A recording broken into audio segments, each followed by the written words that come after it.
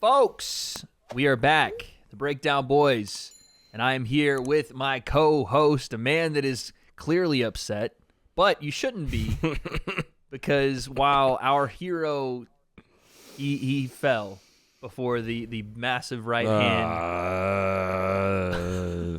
of Jake Paul.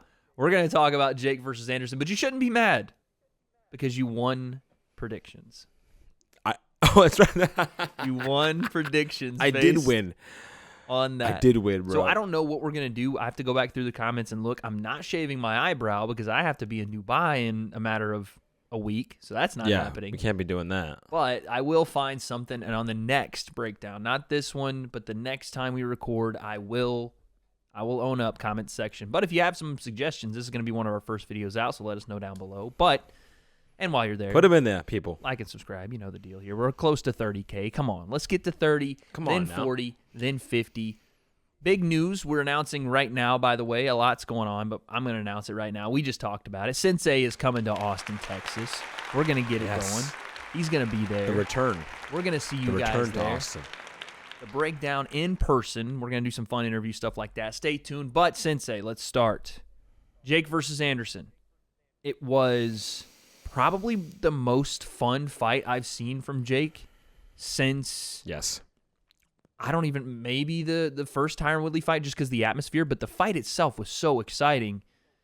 But I got to get your thoughts. What the hell happened here?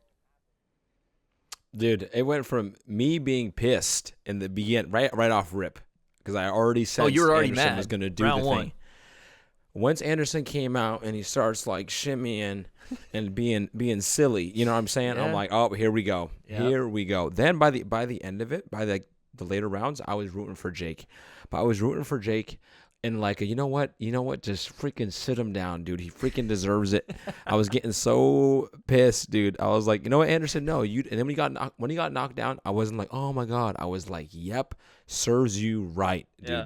Serves you right. I've seen and you like this. I've seen you like this when you root for the Celtics, so I know exactly what you're talking about. This is exactly the same thing. Yes, that's what you get, honestly. And I do the same thing with myself. I'm like, you know what? That's what you get for showing up like that. You know, I felt the same way during the Uriah Hall fight. This is what I felt. I know. Anderson was disrespectful. He was disrespectful to Jake Paul. And I kind of get it because it's kind of hard not to. I don't think he did it purposely. Right. But maybe subconsciously because it almost felt like he didn't need to outbox him or try to box him. It's just, I'm going to beat you because I'm a better fighter. Mm-hmm. So, like, you may be, like with Uriah Hall, you may be scoring on me, but it doesn't affect me. I'm just going to walk you down. I'm not going to have to really, like, be super alert and showcase my skill. Right. I'm just going to walk you down and prove that I'm tougher than you and I'm a better fighter than you. And then eventually, I'm just going to get you out of here. Yeah. Then, that doesn't work because the other dude trained, has a freaking full camp, is prepared, taking this super seriously, and now you're in a boxing match, and then you get into this freaking chasing situation where now Anderson realizes, oops, I'm bleeding now, and this is not working. You can tell he looked a little bit embarrassed when things weren't working. So now he gets desperate, and when he gets desperate, he starts. That's not a tactic. He's getting desperate. That's what he did against Damian Maia. He was getting desperate because he's trying to pull things out from Jake, and Jake wasn't having it because you're Anderson Silva. Everyone knows what you're going to do, bro. Yeah. And then he just gets overconfident and, like, cocky, like, in the way that he would stand in middle range, bro. And Jake is just, his right hand is, like, up his butt, dude. Just, like... waiting to throw it, and he'd throw a combination, and Anderson, like Uriah Hall, would just, and when I say arrogant and cocky, they would stand there and just absorb it, like if you're sparring someone that you know that you're better than. Yep, just taking shots. That you feel like you're better than. Yep. Like, I don't need to try to evade it or whatever. I'm just going to sit there and take it all and then walk you down. Yeah. You know? And he had some success, and he was doing a lot of arm punches. He's doing, like, that's what I think MMA got exposed quite a bit in terms of MMA striking, where you saw Uriah Hall, Anderson Silva with a lot of arm punching. They like to walk forward and switch stances and do these little arm punches, which works beautifully in MMA because you don't need a lot of weight behind it. You can just, once you catch them, then you can start to rip shots. It works that way in the clinch. Those shots land differently with MMA gloves. Yeah. So I just was frustrated because I'm like, wait, you should know this. and we didn't see the agility from both of these guys. Uriah Hall, Anderson Silva, guys are known for agility, their ability to land big shots, make guys run into big shots, big power shots. And we saw kind of like amateur style MMA striking, which was walking forward, arm punching, clinch punching. And I'm just like, did you not think these guys were going to be ready? Yeah. And that was my frustration with Anderson's approach. I'm like, Anderson, if you turned up, like when he fought Nick Diaz Nick Diaz's return, turned up. Anderson was like, no games. Ready. And he respected he knew Nick. that Nick had like that. He knew that Nick had it like that. Mm-hmm. So he had super respectful. Not like, he wasn't like walking in like, I'm just going to, just cover and walk through you. Oh, that's a great point. And fair play. Jake, I told you, Jake is going to pull the trigger. He sees an opportunity. He's going to take it. And freaking Jake is just ripping shots. And Anderson's just standing. I'm like, bro, get out of the way. I got to the point where I was like, you know what? Forget it. You know what? You know what? This is it. You did this to yourself, bro. That's the sports fan. Anderson threw. No, it was Uriah. I don't know if Anderson threw one. Maybe, but I remember Uriah. I only remember one time he threw an actual right hand with intention. He missed. I was like, cool. But I was like, this is a boxing match. This is what you should be doing. Uriah threw a back fist at one point. I don't know if you saw it. He got frustrated and just threw a back fist.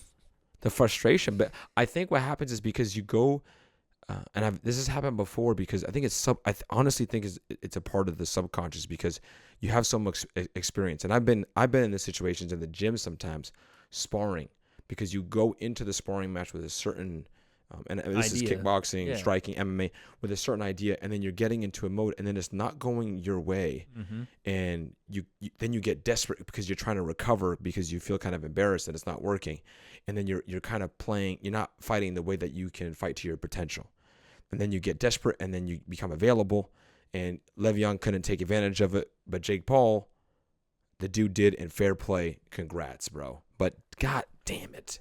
There's really not a lot else to say. Like you nailed it completely word for word exactly what happened here. It was Jake had a better game plan, was more prepared to execute it. And yeah, Anderson kind of played around in the first round. I think he might have landed 2 shots, maybe 1. The jab was non-existent. But I have to give Jake credit for a lot of it too. It's like Anderson for sure. Started off a little slower. Something he likes to do, kind of just toying with. I don't even know what he was doing in the first round. I don't know if he was toying with him, if it was just like, let me fill this kid out, whatever. But in the second round, Anderson turned up a bit. Like, fair play. He started to turn up a little bit. The head movement was there. Yep. But the problem is the problem child.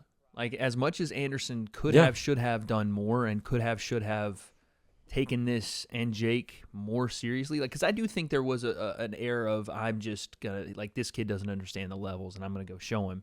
And Jake was like, oh, I don't think you understand these levels. Like, I'm better than you think I am. And Jake had a game plan, work the jab, go to the body. I talked to BJ Flores after. He was so giddy to he was so giddy to talk to me. He's like, one of these days you're gonna be on the right side of things.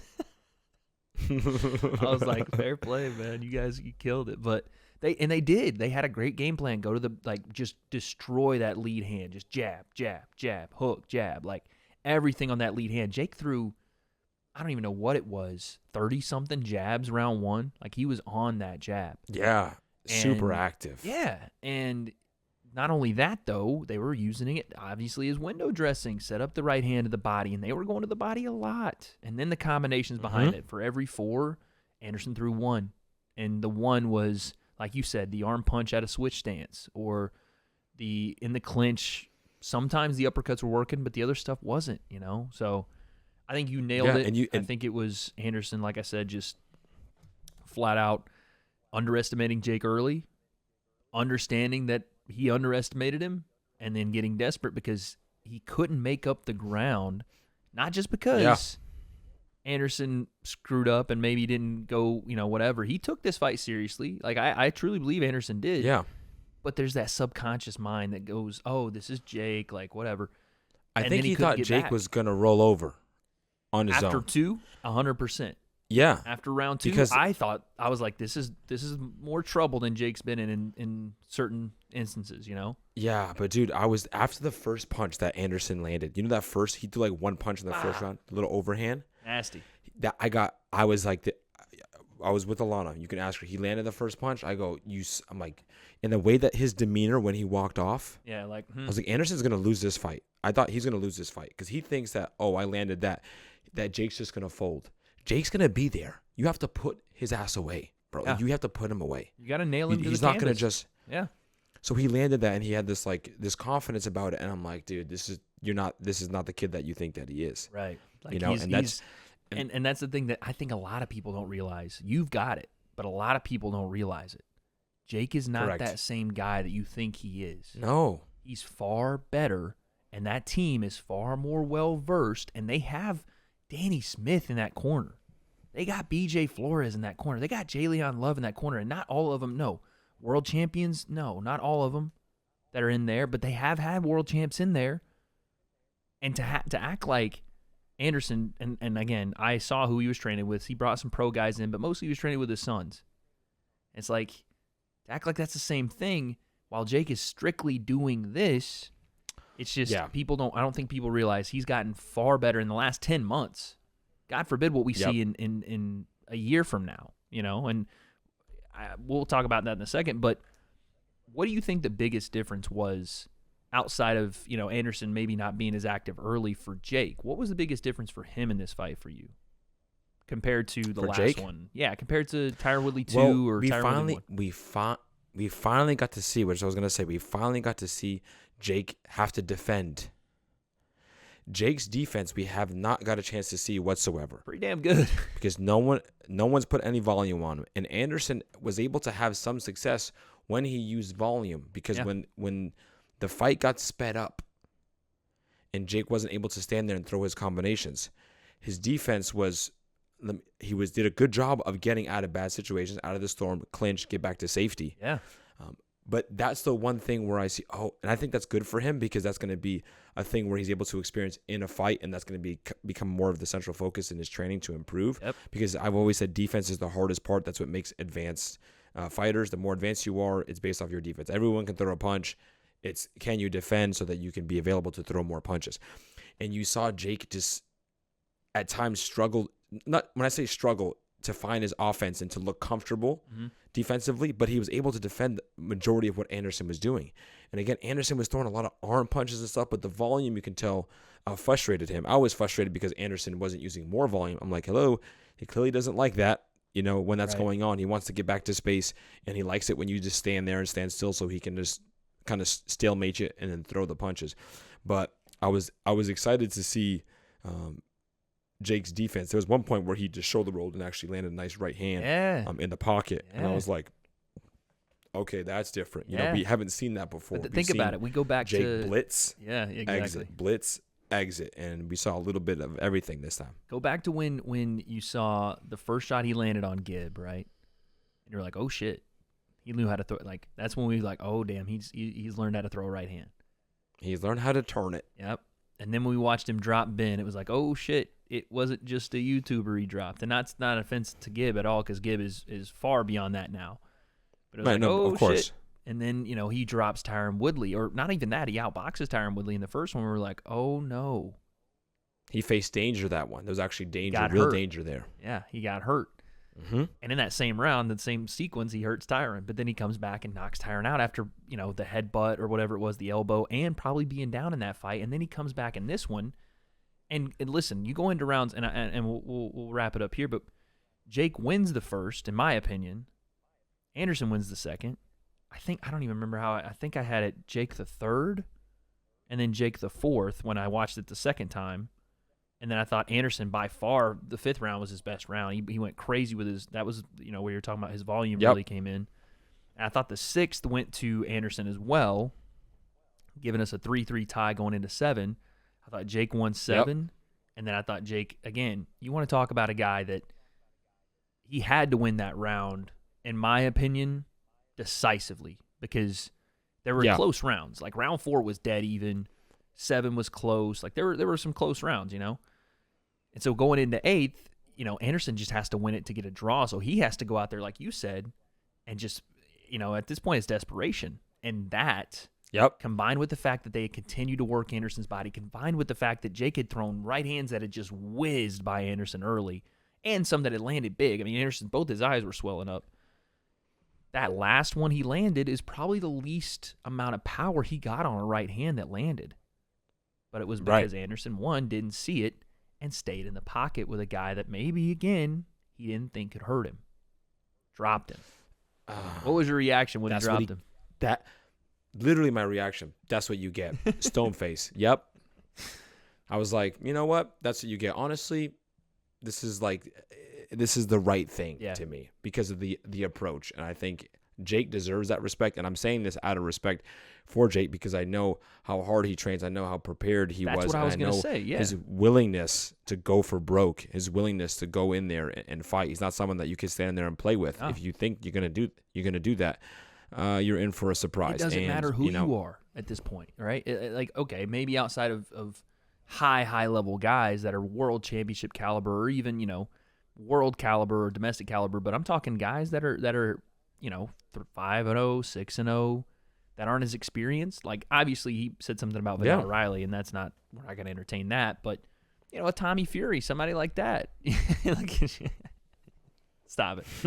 But I'll smoke. Somebody that is different.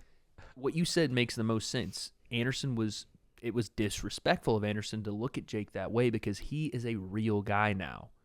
And I think this is the way we're going to wrap this video up is by saying, if you fight Jake Paul, the last thing you need to have in your vocabulary, your mind, is anything to do with YouTube. That's not what he is anymore. That's over, right? He is to us. Bro, it's been years, bro. Yeah. It's been years. But when you have that look, like at the Tommy Fury does, like Anderson kind of did, like a lot of guys were saying, oh, he's a YouTube guy. I don't know what he does, whatever. You got to stop. Nate Diaz, if you watch the breakdown, we love you over here.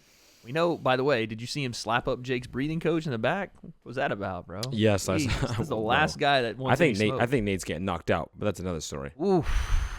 Easy early prediction there from Sensei. But honestly, you can't go in there and treat him like a sparring partner. You can't go in there and treat him like someone you're just better than because he will surprise you. He's better than you think. Sensei, I think you laid it out pretty nicely. We'll leave it there. Comment section. Let us know what you think about this fight.